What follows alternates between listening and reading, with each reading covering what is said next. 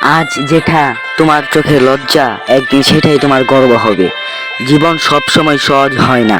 কখনো তোমাকে ফেলে দিবে, কখনো তোমাকে একা করে দিবে। কিন্তু মনে রেখো, যে মানুষটা পড়ে গিয়ে আবার উঠে দাঁড়ায়, সেই একদিন জিতে। তাই আজ যদি তুমি নিজেকে ব্যর্থ মনে করো, তাহলে একটু থামো, নিজের বুকের ভিতর হাত রাখো। দেখবে একদিন তুমি লড়াই করছো, আর যে মানুষটা লড়াই করে সে এখনো পুরোপুরি হারতে পারে না।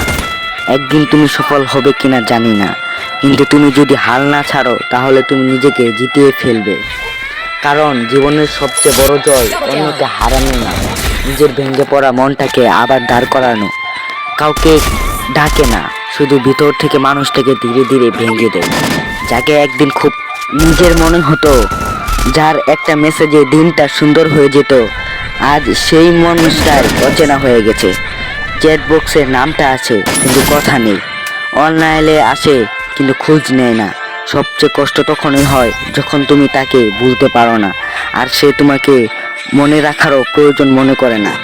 তুমি এখনো তার পুরনো মেসেজ পড়ো, তার পাঠানো ছবিগুলো লুকিয়ে রাখো, তার দেওয়া ছোট্ট চিত্রগুলো বুকের ভেতর আগলে রাখো।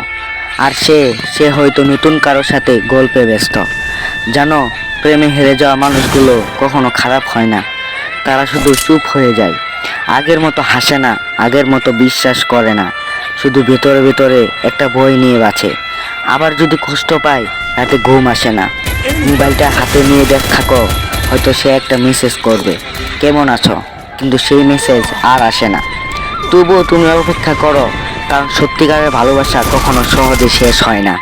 সে থেকে যায় অভিমান হয়ে, নিঃশব্দ কান্না হয়ে, অপূর্ণ গল্প হয়ে। কিন্তু একটা কথা মনে রেখো, যে মানুষটা তোমাকে কাঁদিয়ে চলে গেছে, সে তোমার গল্পের শেষ না, সে শুধু একটা অধ্যায়, তোমার পুরো বইটা না।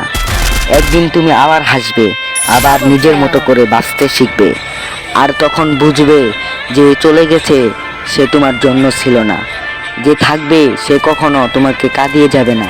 প্রেমে কষ্ট পেয়েছ, কেঁদে নাও, কারণ চোখের জল মিথ্যে না।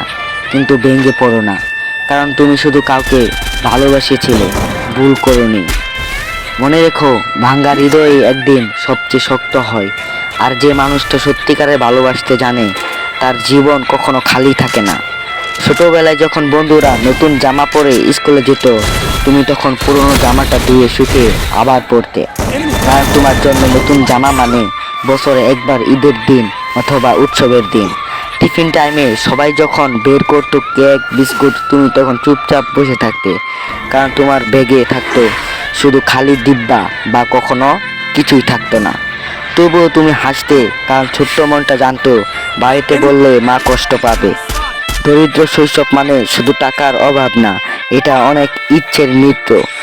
মেলায় গিয়ে খেলনা দেখে ফিরে আসা, দোকানের সামনে দাঁড়িয়ে জুতো দেখে আবার চলে যাওয়া, বন্ধুদের সাথে ঘুরতে না পারার অজুহাত খোঁজা। সবচেয়ে কষ্টটা তখনই হয় যখন তুমি ছোটবেলাতেই বড় হয়ে যাও। বাবার ক্লান্ত মুখ দেখে বুঝে যাও আজ কিছু চাইতে নেই, মায়ের চোখে চিন্তা দেখে বুঝে যাও চুপ থাকাই ভালো।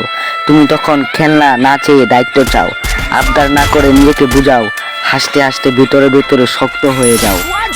হ্যালো গাইস, আমি গেমিং মারুফ। তো ভিডিওটি ভালো লাগলে চ্যানেলটাকে সাবস্ক্রাইব করে দিবেন। আবার দেখা হবে পরের কোনো ভিডিওতে। আল্লাহ হাফেজ।